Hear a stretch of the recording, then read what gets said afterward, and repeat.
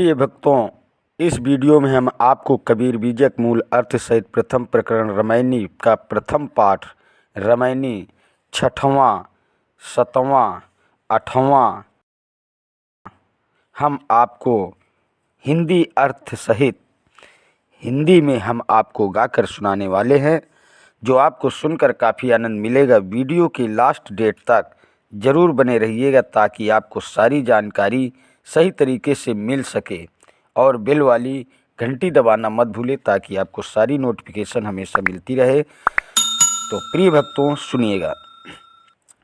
अबिनु गुरु ज्ञान द्वंद्व भई,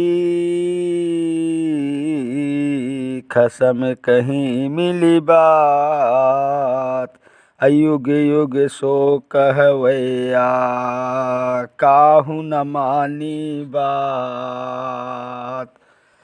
सदगुरु के ज्ञान बिना द्वंद्व अक्षरों में पढ़कर द्वंद्व युद्ध मचा रहे हैं, अर्थात सच्चा ज्ञान न पाने के कारण उक्त झगड़ा मचा है। भावुक भक्त लोगों ने मनुष्य से मिलकर पहले ही द्वंद्व की बात दृढ़ करा दिया हुआ। युगांतरों से द्वंद्व के फंद में फंसे हुए लोगों को कोई कितना भी उपदेश दे नहीं मानते हैं। लोगों का मन बाहर भटक कर रह गया है। गुरु सत्संग विमुख न किसी न मानता है, फिर कहाँ भोला कैसे होगा। अवरड़हु कौन रूप और रेखा, अदूसर कौन आहि जो देखा। वो ओंकार आदि नहीं वेदा, अता कर कहूँ कौन कुल भेदा। नहीं तारा गण नहीं रवि चंदा, नहीं कछु होते पिता के बिंदा। नहीं जल नहीं थल नहीं धीर पवना, अको धरे नाम हुकुम को बिरना। नहीं कछु होते दिवस निजुराती, अता करे कहूँ कौन कुल जाती।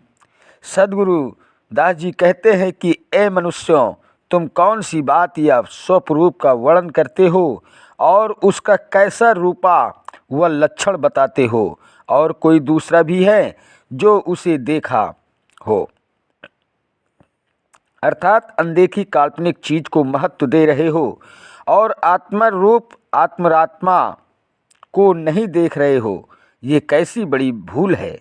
उसका रूप ओंकार का नहीं है और न ही वेद का रूप ही उसका आदि है। इसलिए वार्तालाओं के उसके कुलादि विषय का रहस्य क्या है। दूसरे शब्दों में, जिस प्रणव स्वरूप का वर्णन वेद भी नहीं जानते कि उसका मूल क्या है, क्या उसका संपूर्ण रहस्य बता सकते हो। आगे कहते हैं कि पहले तारागण, सूर्य, चंद्रमा, पिता का वीर, जल, पृथ्वी, आकाश, वायु आदि कुछ भी नहीं थे। फिर किसने इनका नामकरण किया और किसने इन्हें पैदा होने की आज्ञा प्रदान की। तात्पर्य यह है कि काल्पनिक ईश्वर जब उपरोक्त कुछ भी नहीं है और न उसके विषय दिन है न रात है, उसमें कुल जाति भी नहीं है, तो यह निश्चित ही है कि विभु अद्वैत ईश्वर ब्रह्म खुदा इत्यादि वन मनुष्यों की कल्पना मात्र है। अशून्य सहज मन सुमिरते, अप्रकट भई एक ज्योत। अताहि पुरुष की मैं बलिहारी, निरालंब जो होत। कबीरदास जी कहते हैं कि शून्य ब्रह्मांड में प्राणादि का विरोध करके मनोवृत्ति लय करने पर जो ज्योति स्वरूप प्रकाशमान प्रकट होता है, उसी पुरुष को मैं शाबाशी देता हूँ। दूसरे शब्दों में, मन में सहज स्मरण करते हुए जब संकल्पों का शून्यता हो जाता है, तब हृदय में ज्ञान ज्योति प्रकट होती है। मैं उसी मानव की प्रशंसा करता हूँ जो संकल्पों का त्याग कर एवं सबका साक्षी बनकर निर्लंब एवं असंग हो जाता है। तहिया होते पवन नहीं पानी, तहिया सृष्टि कौन उते पानी। तहिया होते कली नहीं फूला, तहिया होते गर्भ नहीं मूला।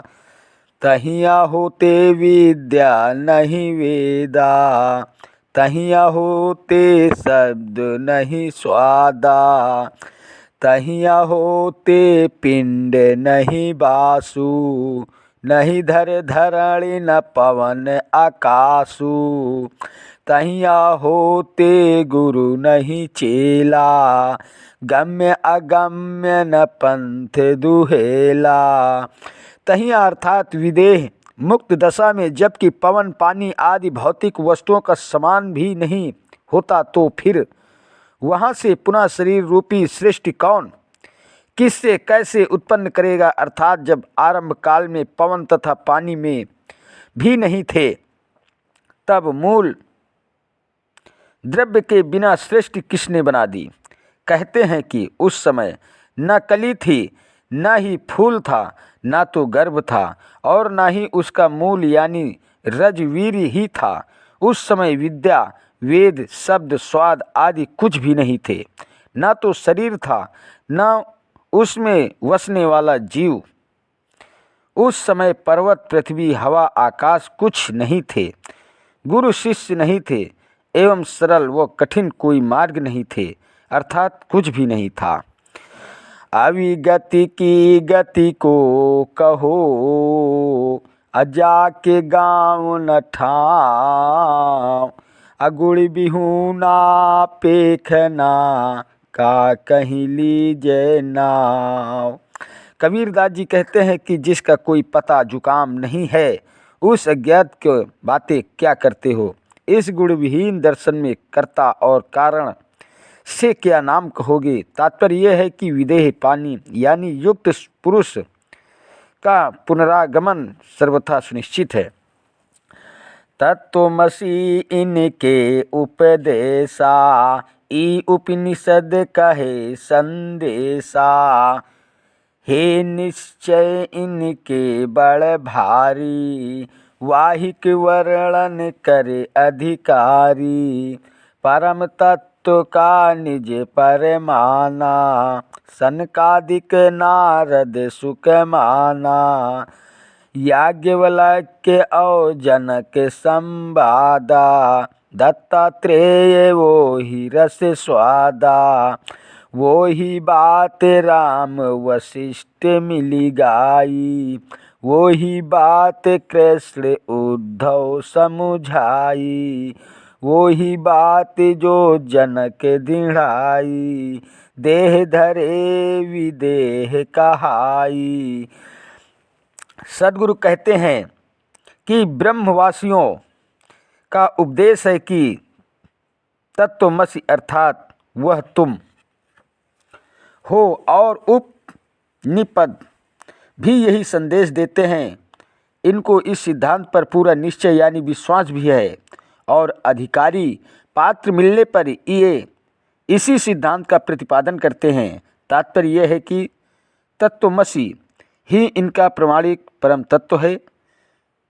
सनक, सनंदन, सनातन, सनत कुमार, नारद एवं सुखदेव आदि ने इसी सिद्धांत को माना है, और इसी सिद्धांत पर याज्ञवल्क्य और जनक का संवाद भी हुआ है। श्रीमद् भागवत पुराण में दत्तात्रेय जी इसी का रसास्वादन करते हैं, अर्थात दत्तात्रेय अवधूत ने भी इसी अद्वैत ब्रह्मानंद रासास्वाद को चखा है। राम व वशिष्ठ जी ने मिलकर इसी राग का अलापा है, और इसी सिद्धांत पर राम और वशिष्ठ जी का संवाद भी हुआ है। श्री कृष्ण ने उद्धव जी को श्रीमद् भागवत में इसी का उपदेश दिया है। याज्ञवल्क्य और अष्टाप चक्र जी ने तो जनक जी से भी इस उपदेश को इतना दृढ़ कर दिया अथवा इतना प्रभावित कर दिया कि वे देह में रहते हुए भी विदेह कहे जाने लगे। कुल मर्यादा खोई के जीवत मुआ न होय। अदेखत जो नहीं देखिया असतुष्ट कहावे सोय। कबीरदास जी कहते हैं कि केवल कुल मर्यादा का त्याग कर देने से ही कोई विदेह हो जा सकता है। वो देखते हुए भी अनदेखा करता है, वह विवेक नेत्रों से हीन ही कहलाएगा।